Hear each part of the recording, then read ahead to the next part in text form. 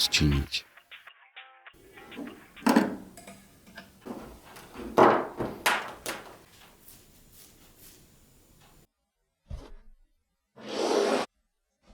Пойдем-ка на рабочий стол.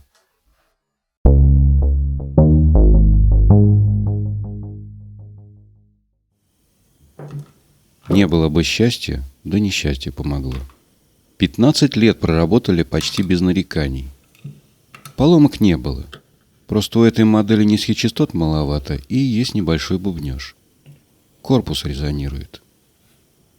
Если бы я не был меломаном, может, и не услышал бы никогда эти недочеты. Были даже мысли купить другие наушники. Профессиональные. А тут у моих провод оторвался. Раз уж все равно их разбираю, то заодно и доработаю. Кстати, эта методика подходит для любых наушников, независимо от фирмы-производителя. Не только для Sennheiser. Напротив, другие наушники гораздо больше нуждаются в такой доработке. Это провод левого канала, который оборвался. Но корпус правого канала тоже придется разбирать, чтобы выровнять длину проводов. Ну и доработать. Не секрет, что главный двигатель прогресса – лень. Чтобы потом мультиметром не искать, где какой канал, решил приклеить кусочки малярной ленты и подписать. Какой не есть, а все же лайфхак. Тут будет буква «Р», то есть «Right». Теперь провода не перепутаю. Вот эта деталь на кабеле предотвращает его раздвоение больше установленной длины. Держится за счет клея. Нехитрые манипуляции неострой отверткой позволяют отодрать тройник и сдвинуть на новое место, чтоб подбородок не тер. Провода-то к динамикам теперь короче станут.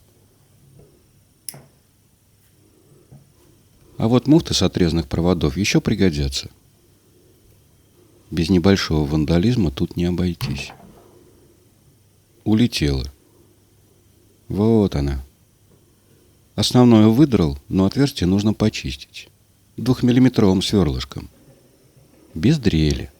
Просто ручками. Отточными вращательно-поступательными движениями. Пока все ошметки не вылетят. А вот эта трубочка, которая провод держит. При помощи того же 2-миллиметрового сверла верну ей первоначальную круглую форму. Стенки у нее тоненькие. Мужской силы вполне хватает, чтобы отформовать деталь. Хотя шилом было бы удобнее из-за малого конуса. Лень искать. Итак, растопырил. Осталось только немного поправить на хвостовике, и трубочка практически новая. Она была установлена внутри муфты и обжимала кабель, предотвращая выдергивание.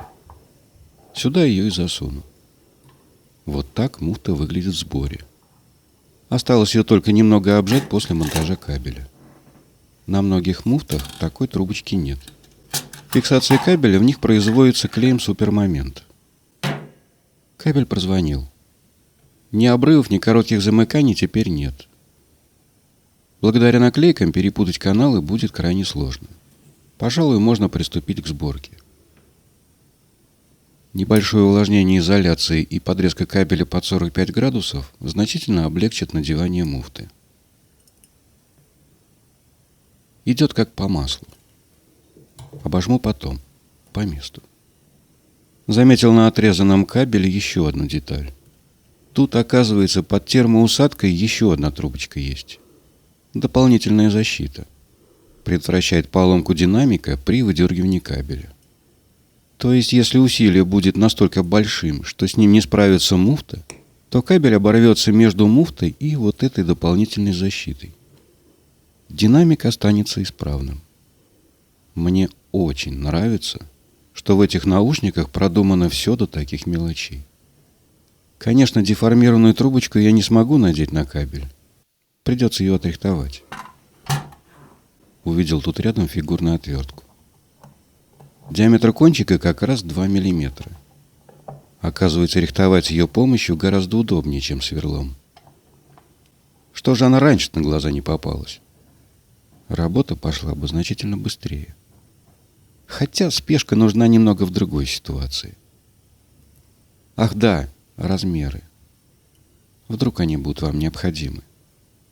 Внешняя изоляция на конце кабеля снимается на 15 мм. Кончики проводов освобождаются от изоляции на 5 мм и лудятся. Расстояние от кончика внешней изоляции кабеля до центра трубки составляет 65 мм. А вот расстояние от защитной трубки до муфты я решил немного увеличить. Не уверен, что это правильное решение, но переделывать уже поздно. Раньше она упиралась в стенку замка акустического объема. Теперь просто болтается внутри. Скоба, фиксирующая муфту, содержала следы какой-то клейкой массы. Думаю, что клей-момент вполне подойдет для таких целей. После застывания он остается эластичным, а значит, этот узел будет ремонтопригодным. Заодно избавился от лишних шорохов. Фиксирующая скоба вставляется в специальные пазы корпуса и вдавливается до упора в углубление муфты. А теперь про самый важный аспект доработки наушников. Вот это ребро является боковой стенкой акустического корпуса. Отверстие по внешнему диаметру является своеобразным фазоинвертором. В задней части корпуса имеется паз, в который вставляется ребро фронтальной части. Пластмассовый корпус очень звонкий и имеет паразитные резонансы.